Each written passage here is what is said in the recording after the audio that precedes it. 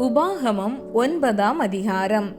இஸ்ரவேலே கேள், நீ இப்பொழுது யோர்தானை கடந்து உன்னிலும் ஜனம் பெருத்ததும் பலத்ததுமான ஜாதிகளை துரத்தி வானத்தை அளாவிய மதில் சூழ்ந்த பெரிய பட்டணங்களை பிடித்து ஏனாக்கின் புத்திரராகிய பெரியவர்களும் நெடியவர்களுமான ஜனங்களை துரத்திவிடப் போகிறாய். இவர்கள் செய்தியை நீ அறிந்து ஏனாக் புத்திரருக்கு முன்பாக நிற்பவன் யார் என்று சொல்லப்படுவதை நீ கேட்டிருக்கிறாய்.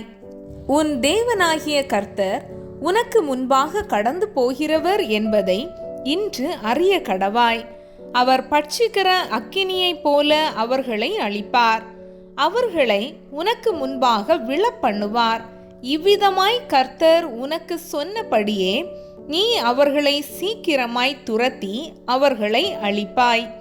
உன் தேவனாகிய கர்த்தர் அவர்களை உனக்கு முன்பாக துரத்துகையில் நீ உன் இருதயத்திலே என் நீதி நிமித்தம் இந்த தேசத்தை சுதந்தரித்து கொள்ளும்படி கர்த்தர் என்னை அழைத்து வந்தார் என்று சொல்லாயாக.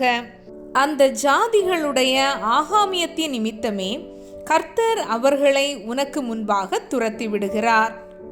உன் நீதி நிமித்தமும் உன் இருதயத்தினுடைய உத்தமத்தின் நிமித்தமும் நீ அவர்கள் தேசத்தை சுதந்தரிக்கும்படி பிரவேசிப்பதில்லை.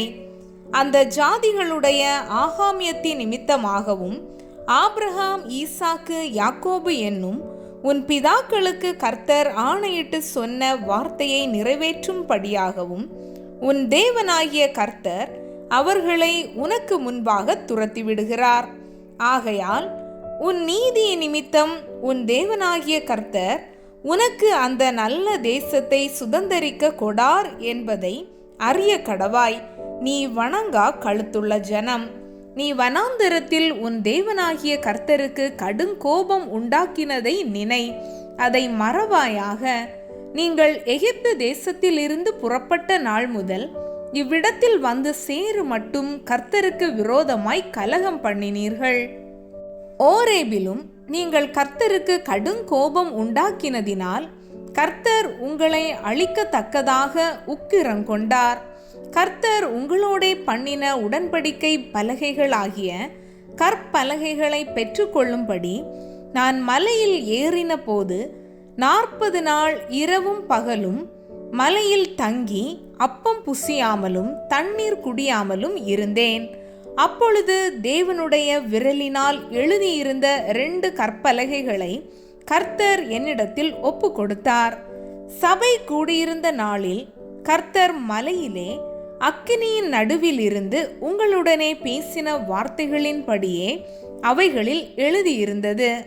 இரவும் பகலும் 40 நாள் முடிந்து கர்த்தர் எனக்கு அந்த உடன்படிக்கையின் 2 கற்பலகைகளை கொடுக்கிற போது கர்த்தர் என்னை நோக்கி, நீ எழுந்து சீக்கிரமாய் இவ்விடம் விட்டு இறங்கிப்போ. நீ எகிப்திலிருந்து அழைத்து கொண்டு வந்த உன் ஜனங்கள் தங்களை கெடுத்து கொண்டார்கள். நான் அவர்களுக்கு விதித்த வழியை அவர்கள் சீக்கிரமாக விட்டு விலகி வார்ப்பிக்கப்பட்ட விக்கிரகத்தை தங்களுக்காக உண்டாக்கினார்கள் என்றார். பின்னும் கர்த்தர் என்னை நோக்கி, இந்த ஜனங்களை பார்த்தேன். அது வணங்கா கழுத்துள்ள ஜனம். ஆகையால் நான் அவர்களை அழித்து அவர்கள் பேரை வானத்தின் கீழ் அற்றுப்போக பண்ணும்படி நீ என்னை விட்டுவிடு. அவர்களை பார்க்கிலும் உன்னை பலத்ததும் ஜனம் பெருத்ததுமான ஜாதியாக்குவேன் என்றார். அப்பொழுது நான் திரும்பி மலையிலிருந்து இறங்கினேன். மலையானது அக்கினி பற்றி எரிந்து கொண்டிருந்தது. உடன்படிக்கையின் 2 பலகைகளும் என் 2 கைகளில் இருந்தது. நான் பார்த்தபோது, நீங்கள் உங்கள் தேவனாகிய கர்த்தருக்கு விரோதமாக பாவம் செய்து வார்ப்பிக்கப்பட்ட கன்றுக்குட்டியை உங்களுக்கு உண்டாக்கி கர்த்தர் உங்களுக்கு விதித்த வழியை சீக்கிரமாய் விட்டு விலகினதை கண்டேன். அப்பொழுது நான் என் 2 கைகளிலும் இருந்த அந்த 2 பலகைகளையும் ஓங்கி எறிந்து அவைகளை உங்கள் கண்களுக்கு முன்பாக உடைத்து போட்டேன். கர்த்தரை கோபப்படுத்துவதற்கு நீங்கள் அவருடைய சமூகத்தில் பொல்லாப்பு செய்து நடப்பித்த உங்களுடைய சகல பாவங்கள் நிமித்தமும் நான் கர்த்தருக்கு முன்பாக முன்போல இரவும் பகலும் 40 நாள் விழுந்து கிடந்தேன்.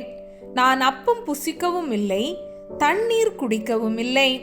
கர்த்தர் உங்களை அழிக்கும்படி உங்கள் மேல் கொண்டிருந்த கோபத்திற்கும் உக்கிரத்திற்கும் பயந்திருந்தேன். கர்த்தர் அந்த முறையும் என் மன்றாட்டை கேட்டார். ஆரோன் மேலும் கர்த்தர் மிகவும் கோபம் கொண்டு அவனை அழிக்க வேண்டும் என்றிருந்தார். அப்பொழுது ஆரோனுக்காகவும் விண்ணப்பம் பண்ணினேன். உங்கள் பாவ கிரியையாகிய அந்த கன்றுக்குட்டியை நான் எடுத்து அக்கினியில் எரித்து அதை நொறுக்கி தூளாய் போகுமட்டும் அரைத்து அந்த தூளை மலையிலிருந்து ஓடுகிற ஆற்றிலே போட்டுவிட்டேன். தபேராவிலும் மாசாவிலும் கிப்ரோத் அத்தாவாவிலும் கர்த்தருக்கு கடுங்கோபம் உண்டாக்கினீர்கள்.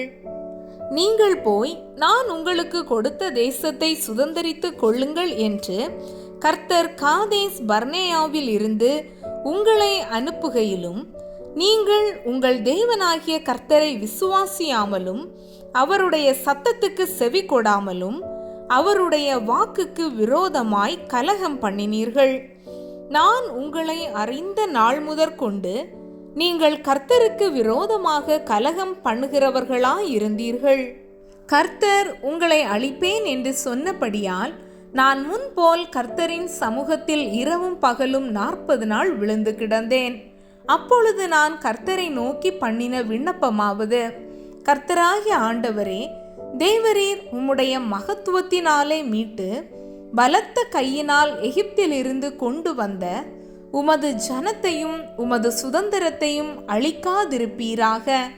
கர்த்தர் அவர்களுக்கு வாக்குத்தத்தம் பண்ணியிருந்த தேசத்தில் அவர்களை பிரவேசிக்க பண்ண கூடாமற் போனபடியினாலும் அவர்களை வெறுத்தபடியினாலும் அவர்களை வனாந்தரத்தில் கொன்று போடும் படிக்கே கொண்டு வந்தார் என்று நாங்கள் விட்டு புறப்படும்படி நீர் செய்த தேசத்தின் குடிகள் சொல்லாத படிக்கு தேவரீர் இந்த ஜனங்களின் முரட்டாட்டத்தையும் இவர்கள் ஆகாமியத்தையும் இவர்கள் பாவத்தையும் பாராமல் உமது தாசராகிய ஆபிரகாம், ஈசாக்கு, யாக்கோபு என்பவர்களை நினைத்தருளும்.